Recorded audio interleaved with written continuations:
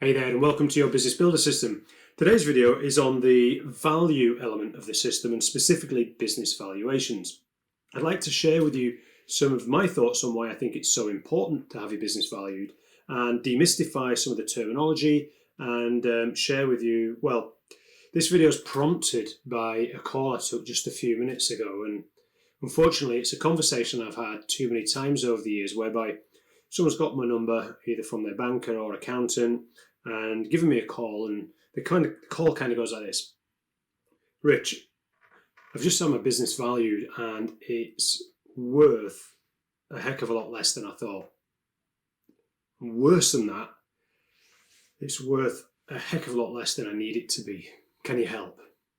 Now, yes, the value builder system is there to do just that. And we had a great conversation leading into ways in which we can work together to do that. Don't want to go into that too much. There's plenty of stuff on my website if you're interested right now. But just going back to the valuation piece. Now, what's happened here? Well, first off, actually, I'm going to rewind a little bit. I'm going to ask you a question. Do you own a home? Do you own a house? Do you know exactly what it's worth right now? Do you know what the next house you might buy is worth right now? Do you know if you were to extend your house, go out, go up, go back, come forward, if you were to repurpose some of the rooms, if you were to buy some land at the back, do you know how much that would cost and how much it would improve and increase the value of your house? Do you have that same level of knowledge about your business?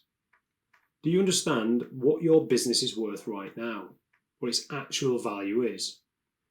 Do you know what would happen to that value if we reduced its dependence upon you? If we reduced its dependence upon a key supplier, a key customer, or a key employee? Do you know what would happen to the value of your business if we increased its market share? If we increased the amount of sales we make with your current products, or if we expanded into different areas and sold different products to your existing customers? Do you know what happened to the value of your business if you had really, really tidy accounts? If they were really clean, easy to understand, easy to interpret, and those accounts were backed up by clear data around sales and marketing and operations? Yeah. Do you know what would happen to your business's value if you increase your monopoly share within that market, if you increase your customer service? And it's just like a house. If you're going to put a bit of land on the back, if you're going to build upon the garage, if you're going to convert the garage, if you're going to repurpose some of the rooms and put a bigger kitchen on, it's just like that with your business. But few business owners I speak to have the same level of detailed knowledge provided by professionals about their businesses as they do about their house. And this is where a lot of the problems I experience over the years come from, because many owners will just equate the value of their business to its profitability.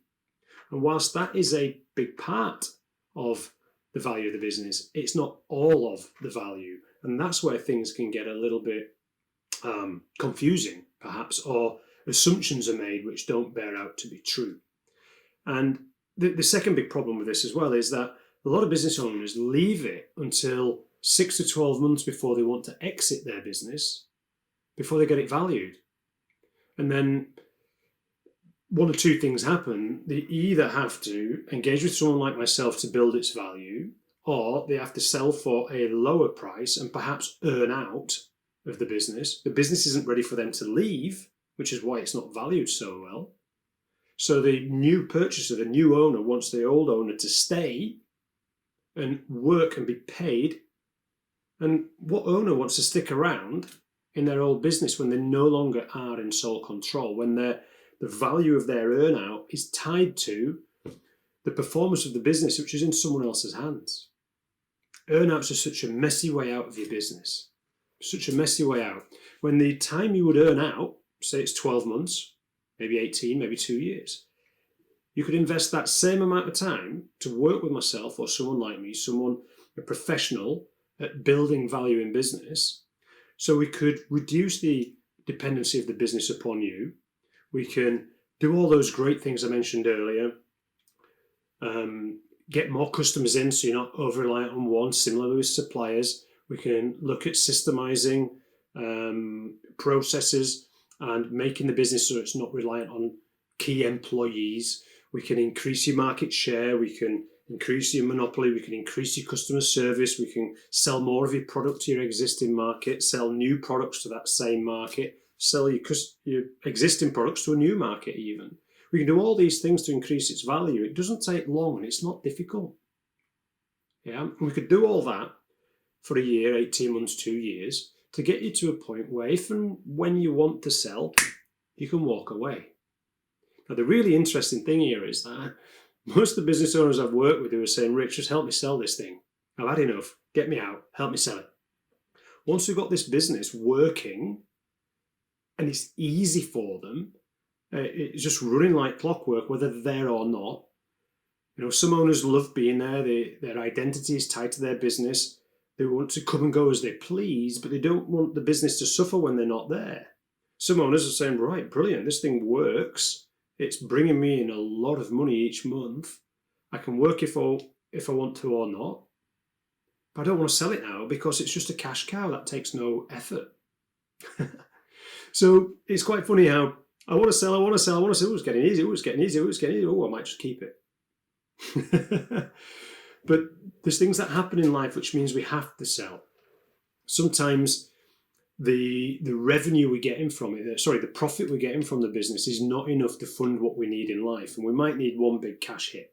We might need to sell and get that multiple, which I'll come on to in a second, to actually release funds for something, whether it's health, whether it's kids, whether it's parents, whatever it may be. It may be that you need to release it to buy a new business that you want to get into, whatever the reason.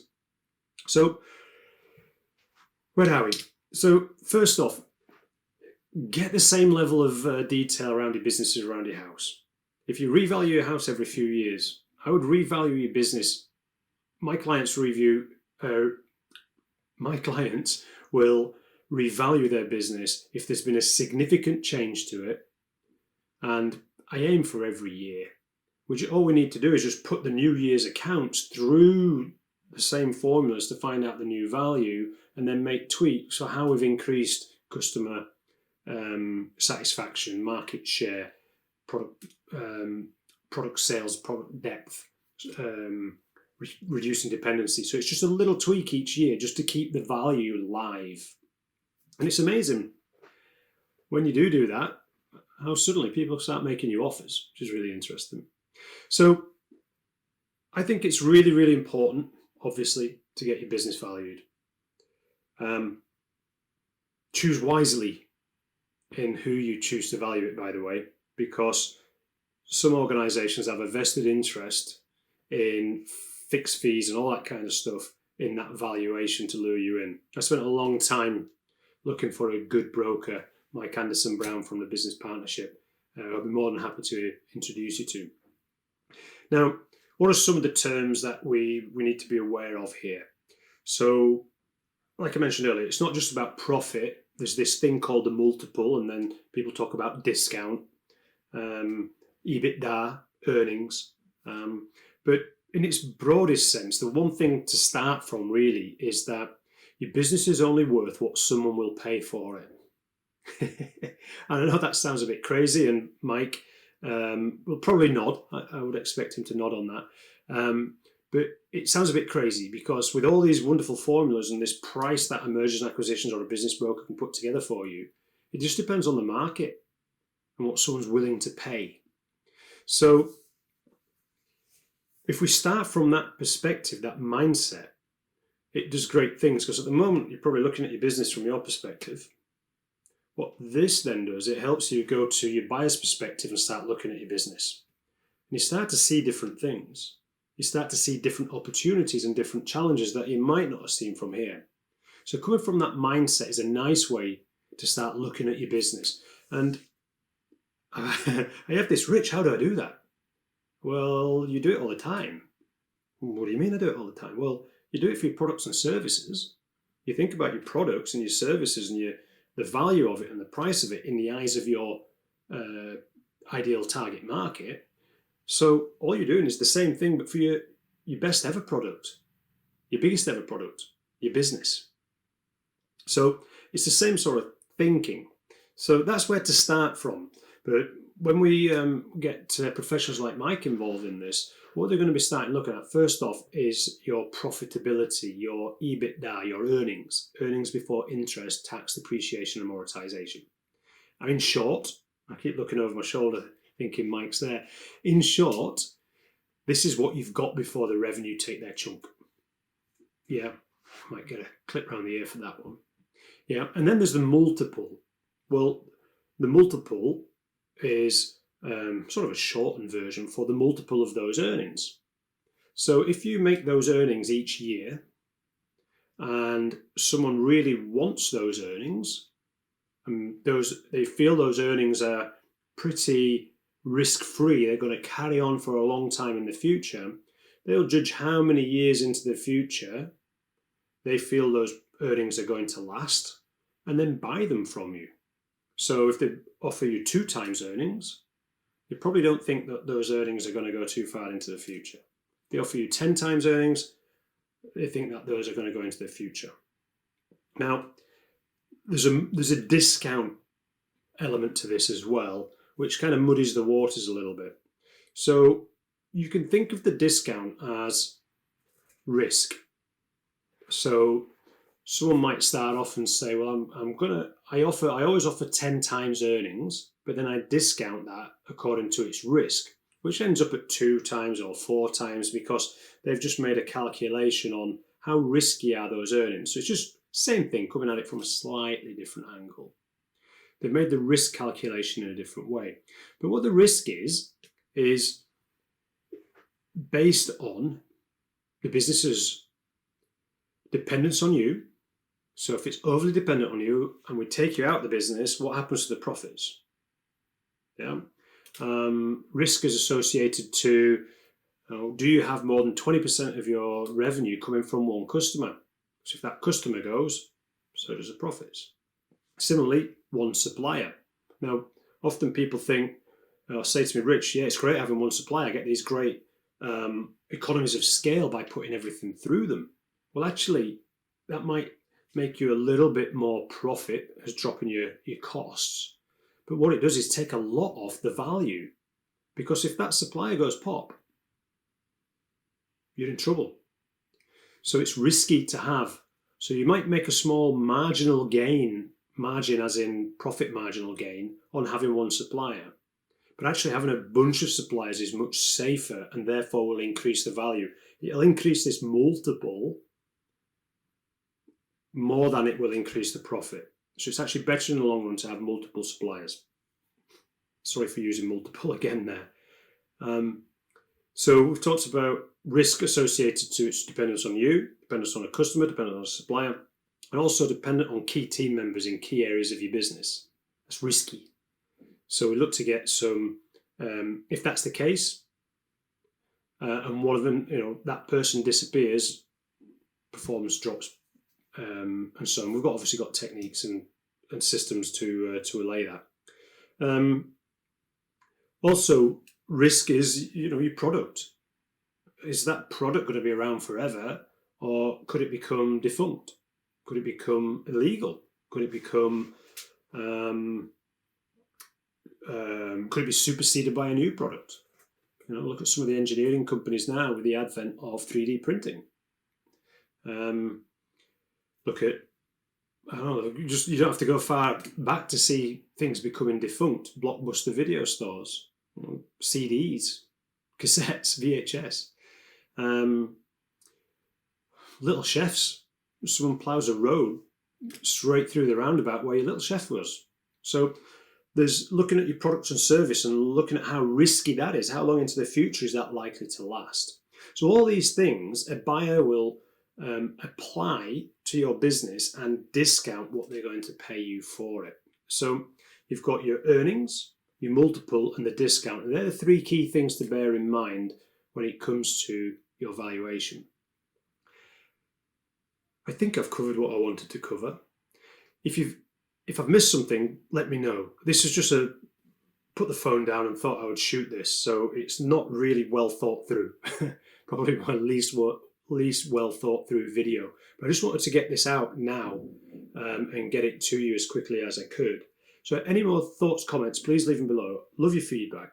If you are interested in learning more, give me a call, or my partner in this, Mike Anderson Brown.